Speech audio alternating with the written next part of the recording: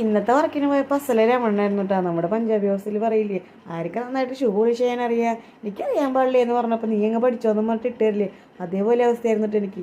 Juice അടിക്കാൻ ആർക്കും നന്നായിട്ട് അറിയാം, ജ്യൂസ് കൗണ്ടറിൽ നിന്ന് ബോയ്സ് ഇല്ല കേട്ടോ എന്ന് പറഞ്ഞപ്പോൾ ബോയ്സാണ് സ്വതവേ നമ്മുടെ ജ്യൂസ് കൗണ്ടറിൽ നിൽക്കാറ്. അപ്പോൾ എനിക്കറിയാൻ പാടില്ല ചേച്ചി, ഞാൻ ഇതുവരെ ജ്യൂസ് കൗണ്ടറിൽ നിന്നിട്ടില്ല പറഞ്ഞപ്പോൾ എന്നാൽ നീ പൊക്കോ, നീ പോയി നിന്നോന്ന് പറഞ്ഞ് വേറൊരു ചേച്ചിനെയും കൊണ്ട് നിർത്തി. ആ ചേച്ചി എനിക്ക് കാണിച്ചു തരാൻ ചെയ്തു.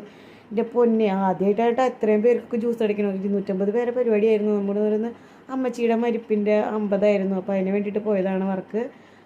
ഒരു 250 പേർക്കായിരുന്നു അവർ പറഞ്ഞിട്ടുണ്ടായിരുന്നു. അപ്പോൾ ഗ്രേപ്പും പൈനാപ്പിളും പിന്നെ നമ്മുടെ മാംഗോ പൾപ്പും ആയിരുന്നു. അങ്ങനെ ഫുഡും കാര്യങ്ങളൊക്കെ വന്നു, അതൊക്കെ ഇറക്കി വെച്ച് നമ്മുടെ ജ്യൂസ് അടിക്കുന്ന പരിപാടി അങ്ങോട്ട് തുടങ്ങിയിട്ടാ. ഞാൻ ഫസ്റ്റ് ടൈമാണ് നമ്മുടെ ജ്യൂസ് കൗണ്ടറിൽ നിൽക്കുന്നത്. അപ്പോൾ അതിൻ്റെ ആ ഒരു ബുദ്ധിമുട്ട് എനിക്കുണ്ടായിരുന്നു, എനിക്കറിയാൻ പാടില്ലായിരുന്നു കേട്ടൊന്നും. അങ്ങനത്തൊക്കെ അടിപൊളിയായിട്ട് ജ്യൂസൊക്കെ അടിച്ചു. ഗ്രേപ്പിനെക്കാട്ടും മാംഗോനെക്കാട്ടും കൂടുതൽ ചിലവായിരുന്നു നമ്മുടെ പൈനാപ്പിൾ ജ്യൂസ് ആയിരുന്നു കേട്ടോ. അത് കിടിലനായിരുന്നു എന്ന് പറഞ്ഞു. അങ്ങനെ അവിടുത്തെ തിരക്കും കാര്യങ്ങളൊക്കെ ഒന്ന് ഒതുങ്ങിയപ്പോൾ നമ്മൾ ഫുഡ് കൗണ്ടറിലേക്ക് വന്നിട്ടാ. നമ്മുടെ ബീഫ് തേങ്ങക്കൊത്ത്, അതുപോലെ തന്നെ ചിക്കൻ എന്തിട്ടാ, ചിക്കൻ ചെട്ടിനാടാന്ന് തോന്നുന്നുണ്ട്, അതും അങ്കമാലി മാങ്ങാക്കറി, പിന്നെ അങ്ങനെ കുറച്ച് ചെമ്മീൻ പൊടി, അങ്ങനെ കുറച്ച് ഐറ്റംസ് ആയിരുന്നു കേട്ടോ. അപ്പോൾ എല്ലാവരും ഫുഡൊക്കെ കഴിച്ച് കഴിഞ്ഞു. അപ്പോൾ ഞാൻ ചേച്ചിമാരുടെ അടുത്തേക്ക് വരും, പിന്നെ ഞാൻ വീണ്ടും ഡ്രിങ്ക്സിൻ്റെ കൗണ്ടറിലേക്ക് പോവും.